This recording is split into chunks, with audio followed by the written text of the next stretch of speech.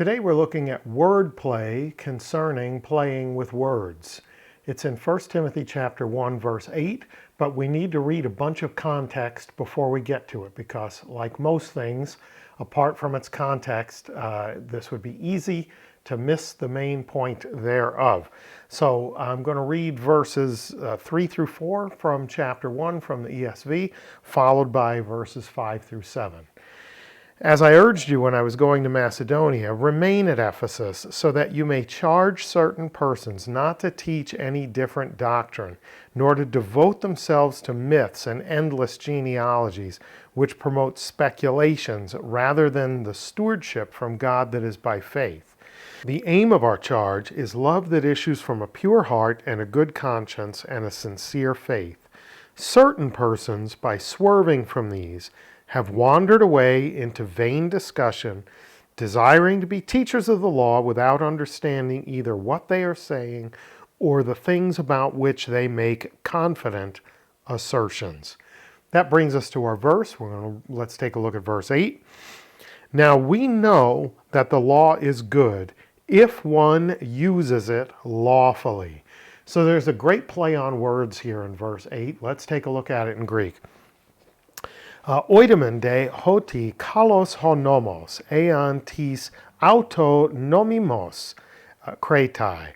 So oidemen, we know, de and or but. So, but we know, what do we know? Hoti kalos honomos, that the law is good. So honomos is our subject, and we have the predicate use of an adjective, kalos, good. The law is good. So we know that the law is good. Next, we get a third-class condition, talking to us about a possible or a probable outcome.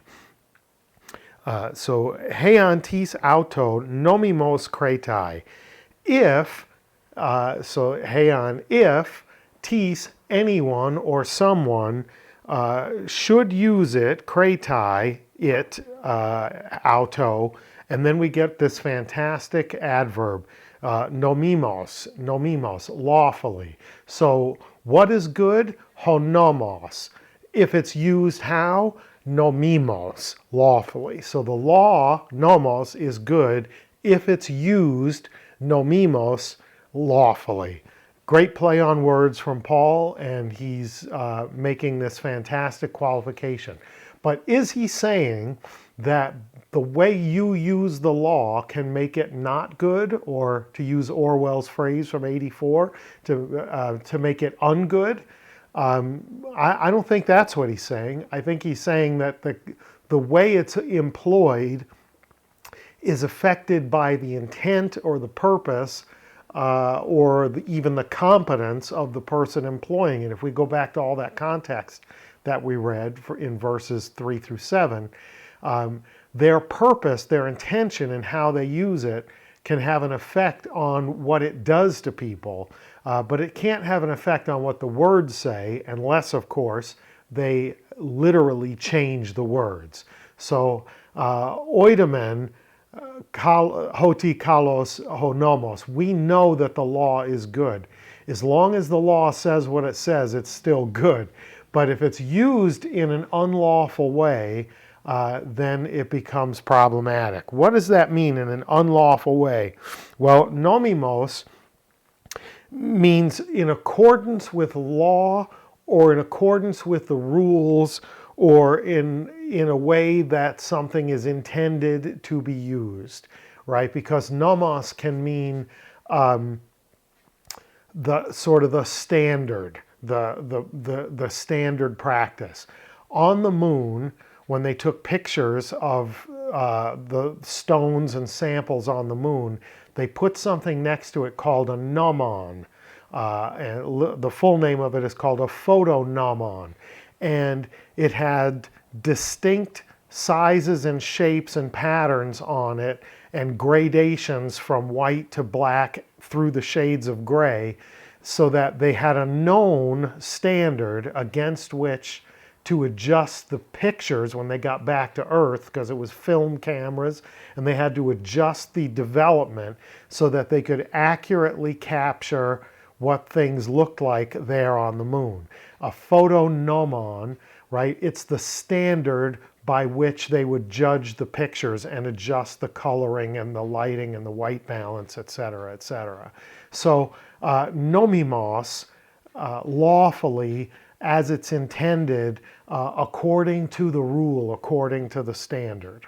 Right? That's where we get this word. So what are our 2 points that we get? First, Paul tells Timothy, we know that the law is good. Secondly, he says, if someone should use it lawfully or in accordance with its intended purpose or based on the standard.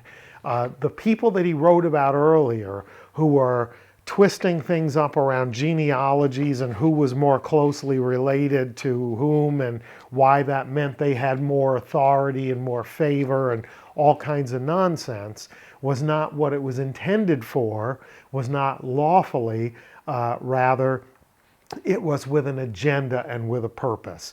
Let's take a look at Paul using this word nomimos in another context in 2 Timothy chapter 2 verse 5. This is from the ESV, and I've just placed our word nomimos in the text. An athlete is not crowned unless he competes according to the rules, and the rules here is nomimos, right? There was a great story about a marathon runner named Rosie Ruiz who noticed that there wasn't anything explicitly prohibiting her from jumping on public transportation for several stops during the course of the marathon, getting back out, rejoining the race, and winning.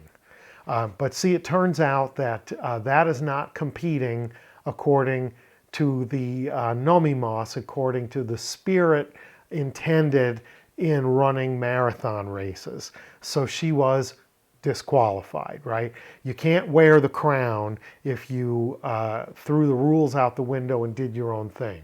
So here we get Paul using our word again in a different setting, and we take it all the way back around to the notion of teaching. Bending, twisting, manipulating, and adjusting what the law says doesn't change what the law says. We know that the law is good, but it has a negative effect on those who hear it. It has a negative effect on the twisters as well. But the